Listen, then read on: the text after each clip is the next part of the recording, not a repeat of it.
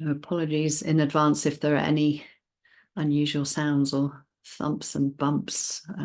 Our very small house has got an extra 3 people in it this morning. So family visiting from the South Pacific. So yeah. But yeah, teenagers, so probably fast asleep until after we've finished meditating. So I wanted to talk this morning about an important distinction in mindfulness practice, in this receptive mindfulness practice. While we're cultivating awareness and wisdom, we want to be really clear in experience about what's the object and what's the awareness. That sort of distinction that's happening all the time, every time that we know something. And part of the reason why it's important is because we're cultivating awareness. That's the cultivation. And the objects are just happening. They're just things that are happening, are things that are arising that we have. We're not attempting to have much sort of influence or control over. But the awareness we can definitely influence through the quality of our practice, quality of awareness. So just being clear, what is awareness? What is an object? And maybe I'll start with the object is anything that can be, anything can be an object because anything can be known. Anything can be known in awareness. An object is anything that can be known through the 6 senses, the 5 physical senses and the mind sense. And awareness is that which knows. So it's the knowing quality of mind.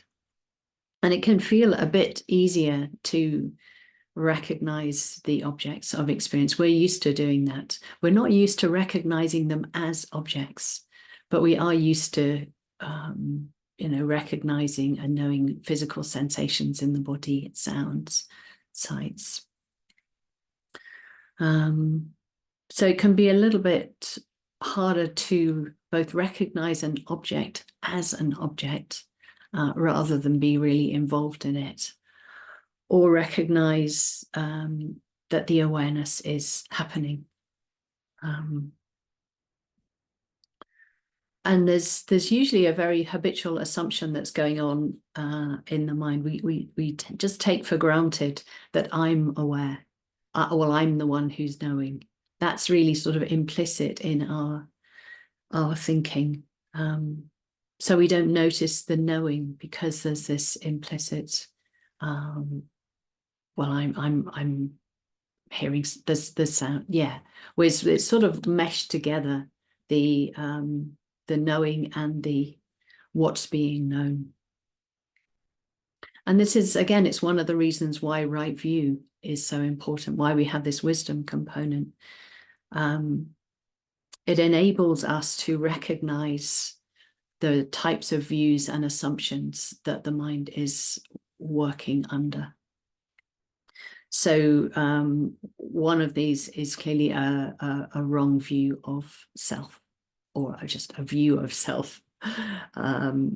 So right view, we're training in recognizing that knowing is happening, that awareness is present, recognizing that quality of awareness.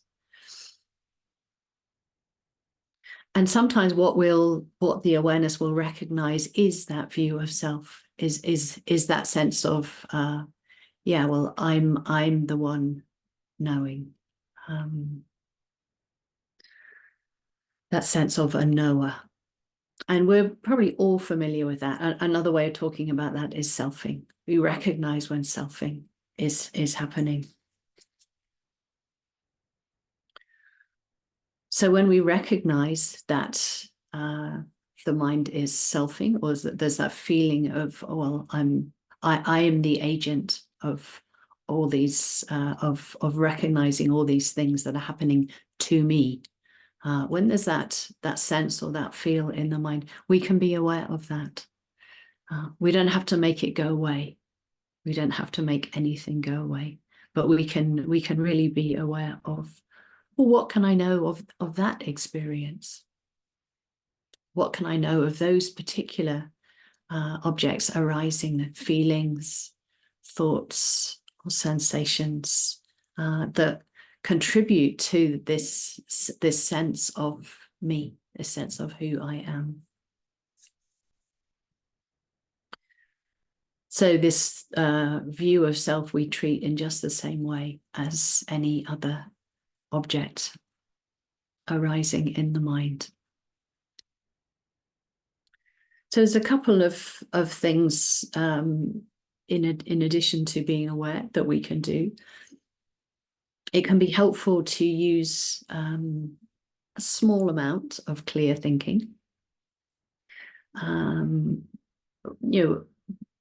That when something is known, when something is heard or seen or thought about, we can be aware that something is being known.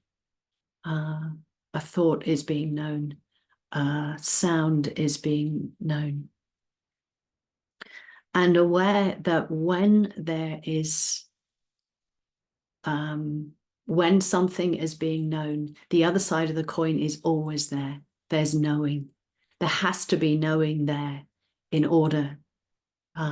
We wouldn't be able to recognize what was happening. We wouldn't be able for something to be known unless there was already awareness, knowing there. So it's sort of, the mind gets used to the idea that implicitly there must be awareness there in order for something to be known.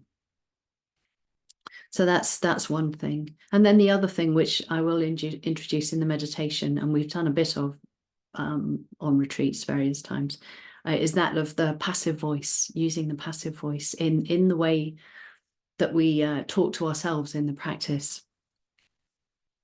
And this reinforces the more impersonal nature of knowing or awareness as a process happening in the mind that we are gently cultivating. So knowing sound, or sound is known. You could say that to yourself. Knowing thinking, knowing body sensation. When you recognize something, you're not doing it in the abstract. It's more that when something is recognized, how you language that is, sound is known. Seeing is happening is another way of doing that. So the language just reinforces the perspective in the mind. And that it's not belonging to me. Actually much more of an impersonal process than that. The flow of experience and that flow of moments of knowing that always come with experience being known.